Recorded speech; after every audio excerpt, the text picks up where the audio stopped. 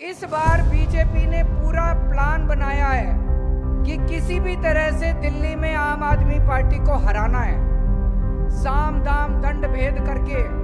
लेकिन गलती से बीजेपी को वोट मत दे देना, नहीं तो घर चलाना मुश्किल हो जाएगा। अगर दिल्ली के अंदर आपने बीजेपी ला दी तो यूपी की तरह 10-10 घंटे के पावर कट लगने चालू हो जाएंगे। हम टिकट देंगे, सोच समझ के देंगे, सर्वे करा के देंगे। अगर कोई एमएलए है तो उसके पुराना उसने कैसा काम किया, जनता उसके बारे में क्या सोचती है, ये सारी चीजें करके देंगे। अरविंद केजरीवाल, आम आदमी पार्टी के राष्ट्रीय संयोजक और दिल्ली के पूर्व मुख्यमंत्री, ने हाल ही में एक जनसभा को संबोधित करते हुए कई अहम बातें रखी, जो न केवल दिल्ली बल्कि पूरे देश की राजनीति को एक नई दिशा देने की ओर इशारा करती हैं। केजरीवाल ने अपनी बातों की शुरुआत उस समय से की जब वह जेल में थे और भाजपा के नेताओं द्वारा ये अफवाह फैलाने की कोशिश की जा रही थी कि उनकी पत्नी को मुख्यमंत्री बनाया जाएगा।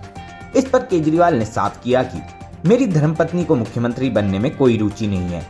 उन्होंने ये भी कहा कि मैं परिवारवाद नहीं करता और न ही मेरे परिवार के कोई सदस्य राजनीति में है। उन्होंने आगे ये भी कहा कि हमारी पार्टी का एकमात्र उद्देश्य दिल्ली के लोगों के लिए काम करना है।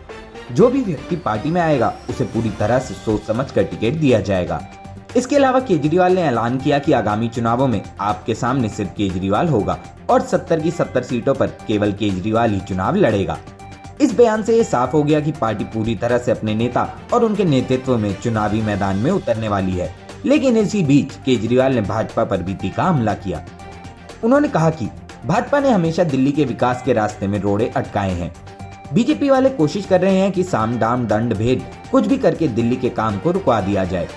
जब मैं दिल्ली की जनता के लिए फ्री सेवाओं की योजना लेकर आया तो भाजपा ने मुझे गालियां दी और कहा कि केजरीवाल फ्री की रेवड़ियां देता है।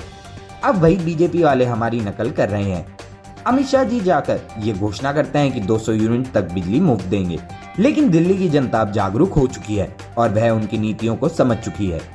अरविंद केजरीवाल की ये टिप्पणी चुनावी रणनीति की बारीकियों को उजागर करती है, जहां बीजेपी की रणनीतियों का विरोध करते हुए वे एक नई राजनीति के मॉडल की ओर इशारा कर रहे हैं।